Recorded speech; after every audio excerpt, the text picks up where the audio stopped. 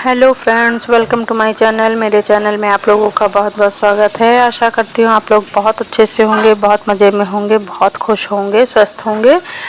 और देखिए, आज मॉर्निंग का टाइम में आज मैं बहुत दिनों बाद मैं जो काले वाले चने होते हैं, काबुली चने, उनकी सब्ज़ी बनाने जा रही हूँ। तो यहाँ पर मैंने वो अच्छे से पक जाएं, गल जाएं, इस वजह से उसको बिन के धो के और कुकर में डाल दिया है। तो 2 सीटी लगा दूँगी मैं उसमें, ताकि वो अच्छे से पक जाएं। और उसके साथ ही साथ उसमें मतलब आलू चने की सब्ज़ी बनाऊंगी। तो वो क्योंकि नए चने हैं, इस वजह से थोड़ा सा पकने में टाइम लेते हैं वो, इस वजह से मैं इसमें सीटी लगवा रही हूँ। तो थोड़ा सा ये पक जाएंगे तो उसके साथ ही मैं आलू और मसाला सब तैयार कर लूँगी। तो यहाँ पर आलू छील रही हूँ मैं, और आलू छीलने के साथ ही साथ अब लहसुन प्याज तो डालना नहीं है, तो ऐसे ही मैं ग्रेवी बना लूँगी। तो यहाँ पर मैं एक जो खटाई की फक्कियाँ होती है उसको मैं इसमें डाल दूँगी, क्योंकि आलू चने की सब्ज़ी थोड़ा सा खट्टी होती है तो अच्छी लगती है। साथ ही साथ 2-3 टमाटर की प्यूरी बना लूँगी मैं इसमें। तो यहाँ पर टमाटर को पीस लूँगी तो ग्रेवी थोड़ा सा अच्छी हो जाएगी।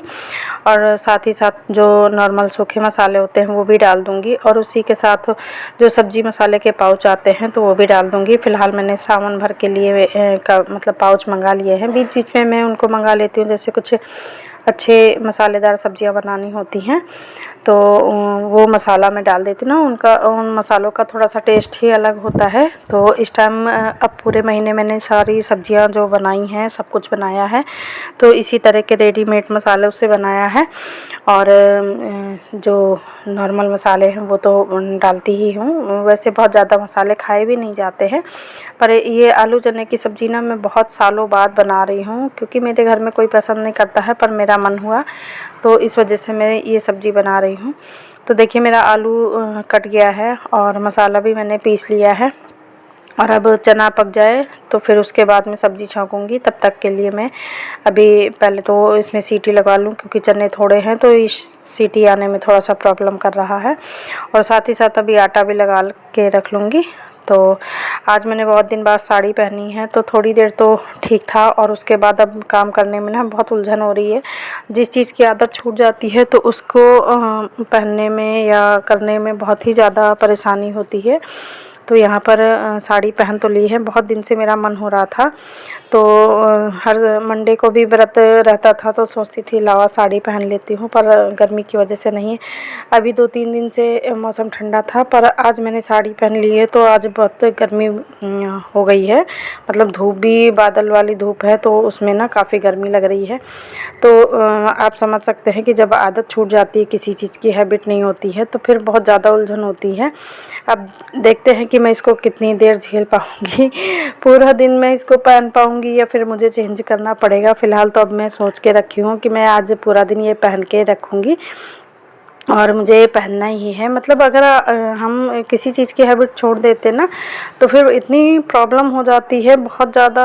फिर हम अगर सोचे भी, जैसे कभी ससुराल जाना पड़े या मतलब ससुराल मीन से गांव जाना पड़े और वहाँ पर पहनना पड़े ना, तो फिर बहुत सोचना पड़ता है कि किस तरह पहने, क्योंकि फिर टाइट साड़ी के लिए टाइट नारा बांधना पड़ता है, तो बहुत ज़्यादा दिक्कत होने लगती है फिर। तो बीच बीच में ना ये पहनना बहुत ज़रूरी है, क्योंकि हर जगह हमारी मतलब सूट नहीं चलते हैं। कहीं कहीं फिर हमको दिन भर साड़ी पहननी पड़ती है, या यहीं पर अगर कोई काम काज हो तो पूरा दिन फिर साड़ी पहननी पड़ती है ना, तब बहुत ज़्यादा उलझन होती है। फिर काम करने में भी कभी वो टाइम था कि हम मतलब गर्मी सर्दी पूरा टाइम ही साड़ी पहनते थे और सारा काम भी कर लेते थे, लेटना बैठना सभी कुछ हो जाता था। और आज वो टाइम है कि मतलब साड़ी पहन लो तो ये लगता है काम कैसे करें, कैसे मतलब काम होगा, पल्लू कहाँ से संभालें, प्लेटें कैसे संभालें, मतलब बहुत सी चीज़ें माइंड में आ जाती हैं। और सच पूछो तो बहुत ज़्यादा दिक्कत होती है, क्योंकि ढीले ढीले कपड़े पहनने की आदत हो जाती है, तो फिर ये टाइट थोड़ा सा उलझन करते हैं। और आज 2-3 दिन से तो थोड़ा सा ठंडक थी, अच्छा मौसम था, और आज मॉर्निंग से ही मैंने साड़ी पहन ली है नहा धो के। तो मौसम भी लग रहा है गर्म है, अब काफ़ी गर्मी लग रही है, पर देखते हैं भी कितना कहाँ तक हम इस साड़ी को झेल पाते हैं। वैसे बहुत सॉफ्ट वाली साड़ी निकाली है, बहुत अच्छे से मतलब मन से पहना है। तो अब कोशिश करती हूँ दिन भर तो मैं इसको पहनूँ। और देखिए, यहाँ पर मेरे चने पक रहे हैं, पक गए हैं सॉरी। और उसके बाद अब मैंने ऑयल गरम करके उसमें मसाला डाल दिया है। तो यहाँ पर जो मैंने टमाटर वगैरह पीसा था वो डाल दूँगी। हरी मिर्च और टमाटर पीस ली थी, और इसके साथ ही साथ जो रेगुलर वाले मसाले होते हैं वो डाल के मतलब इसको पका लूँगी। और साथ ही साथ इसमें जो सब्ज़ी मसाले के पाउच आते हैं वो भी डाल दूँगी मैं। तो मेरे घर में ना कोई पसंद नहीं करता है, इस वजह से मुझे बनाने में बहुत मतलब मन भी नहीं होता है जब कोई मन से खाता नहीं है।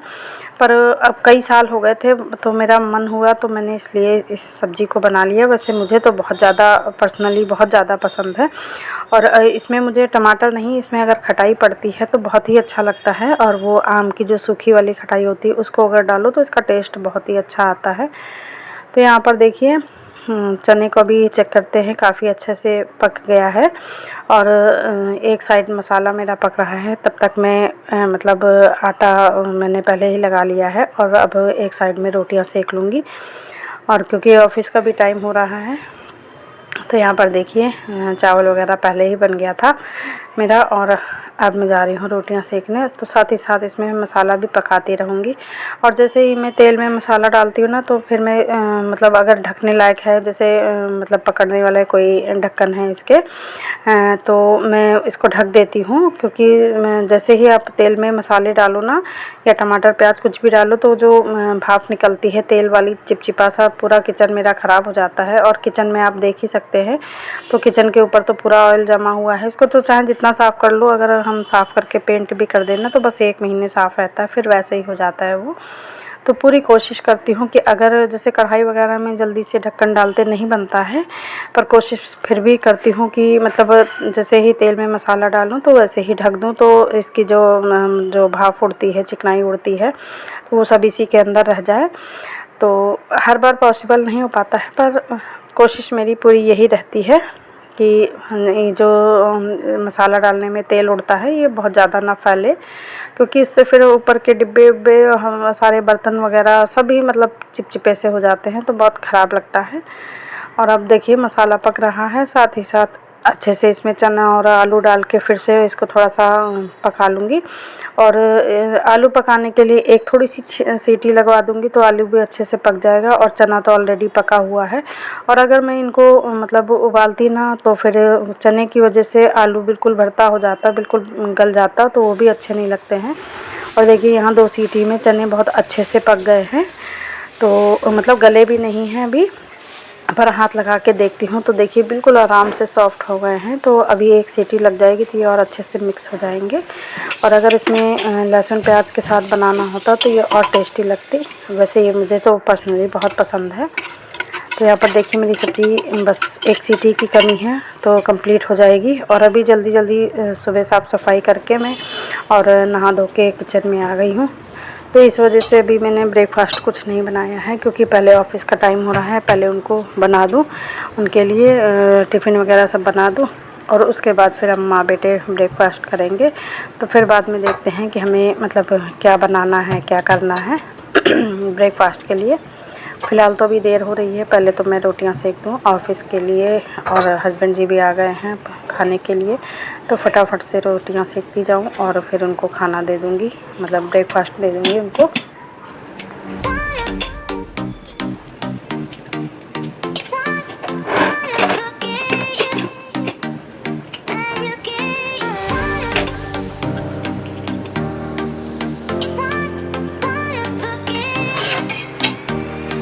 और मॉर्निंग के टाइम पर तो मैं मानती हूँ कि सभी को बहुत जल्दी रहती होगी, सभी चाहे वो जॉब वाले हों, हाउसवाइफ हो, बच्चों को भेजने वाली माएँ हों या बीवियाँ हों, मतलब कोई भी हो, सभी को जल्दी रहती है।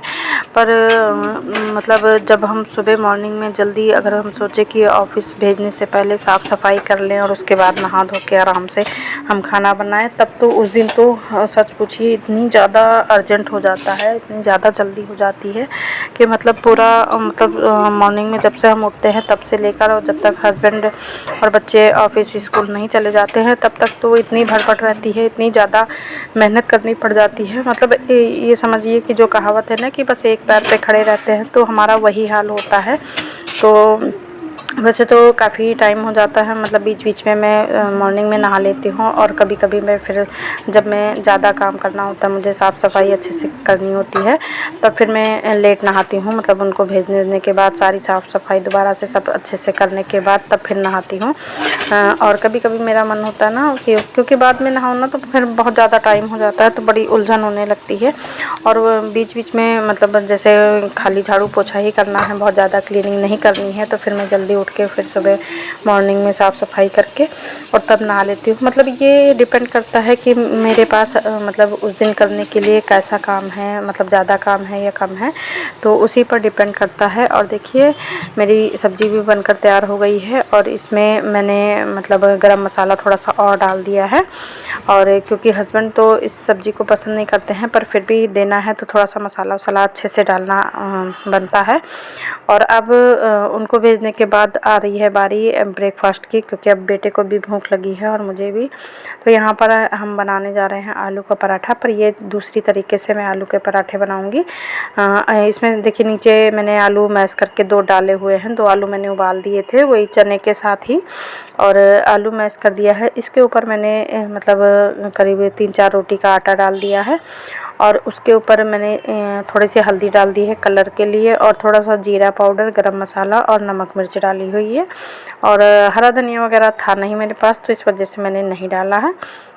तो इसमें आप चाहे तो सब्जियां और मिला लें, और उसके बाद इसको घोल बना लें अच्छा सा। जब बैटर बन जाएगा एक चिल्ले की तरह, तो फिर आप मोटा चाहे तो मोटा, बहुत ज़्यादा मोटा ना बनाइए, पर मोटा पराठा भी बना सकते हैं। चिल्ले जैसा बनाएंगे ना तो बिल्कुल आलू के पराठे वाला टेस्ट आएगा।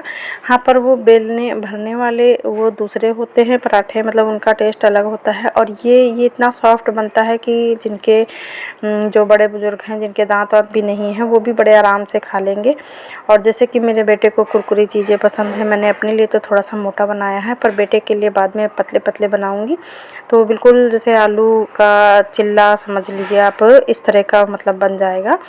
तो अभी पहले तो मैं अपने लिए थोड़ा सा मोटे मोटे बना लूँगी, और उसके बाद जब अभी मैं बेटे के लिए बनाऊंगी ना तो उनको और पतला सा बनाऊंगी, बिल्कुल पतले पतले बनाऊंगी, और उनको थोड़ा सा कुरकुरा अच्छा सा सेक दूंगी। तो आप देखिए मतलब उनका टेस्ट बिल्कुल अलग तरीके का होता है, बहुत ही टेस्टी लगते हैं। और सच मानिए अगर जल्दी है और मतलब आप दूसरा काम कर रहे हैं तो इस तरह से आलू के पराठे बना सकते हैं। तो मतलब आप जितनी भी विधि से किसी भी मेथड से बनाएंगे तो हर चीज़ का टेस्ट ना थोड़ा सा अलग ही होता है। किसी को कुछ पसंद आता है तो किसी को कुछ पसंद आता है। तो फ़िलहाल तो ये अपना टेस्ट होता है। तो यहाँ पर देखिए मैंने बैटर तवे पे डाल दिया है, और उसके बाद जब तक वो पक रहा है तब तक मैं सारी पूरी किचन की मतलब बर्तन वर्तन खाली कर लूँगी। जितने भी बड़े बर्तन हैं उनको सब खाली करके छोटे बर्तन में रख लूँगी सब्ज़ी वगैरह। और इसी टाइम पे मैं मतलब थोड़ी सी किचन विचन भी साफ़ कर लूँगी। मतलब हाथों हाथ जैसे और सारे काम हो गए हैं, तो इसी के साथ साथ ना मेरी किचन की सफाई भी चलती रहेगी और हमारा ब्रेकफास्ट भी बनेगा। और जैसे कि बाद में मैं सब कुछ काम करने के बाद एक चाय मैं बाद में पीती हूँ, बिल्कुल फ्री होके तसल्ली से। तो एक साइड आप देख सकते हैं कि चाय भी मेरी चढ़ी है, और साथ ही साथ मेरा ब्रेकफास्ट है। 2 बार बेटे को बुलाया तो अभी वो पढ़ाई कर रहा है, तो उसने कहा है बना के रख दो, तो इसको बना के रख दूँगी। पर चिल्ले जैसे आइटम जो होते हैं ना, ये तो थोड़ा सा गरम ही गरम अच्छे लगते हैं, और आलू के पराठे भी तो वैसे भी गरम ही अच्छे लगते हैं। पर उसने बोला है कि हम अभी आ रहे हैं, क्योंकि अब 2 दिन बाद उसके पेपर भी हैं। तो यहाँ पर देखिए मैं अब बेटे का पराठा बना रही हूँ। तो एक बना दूँगी, एक तवे पे डाल दूँगी, उसके बाद मतलब उसने कहा है 2 ही बनाना है, तो 2 अपने लिए बना लूँगी और 2 उसके लिए। तो एक बार आप इस तरह बनाकर देखें, बहुत ही टेस्टी लगता है। और फिर देखिए पसंद अपनी अपनी होती है, मेथड मैंने बता दिया है। अभी तो ये मेरा बन रहा है, देखिए थोड़ा सा मोटा है, और जो बेटे वाला है वो अभी आपको दिखाऊंगी कि वो बिल्कुल पतला है और कोई भी झंझट नहीं होता है। तो यही मेरा आज का छोटा सा ब्लॉग। अच्छा लगे तो लाइक शेयर एंड सब्सक्राइब कीजिएगा। और देखिए आलू का पराठा कितना टेस्टी बना है। कल फिर मिलूँगी, बाय बाय।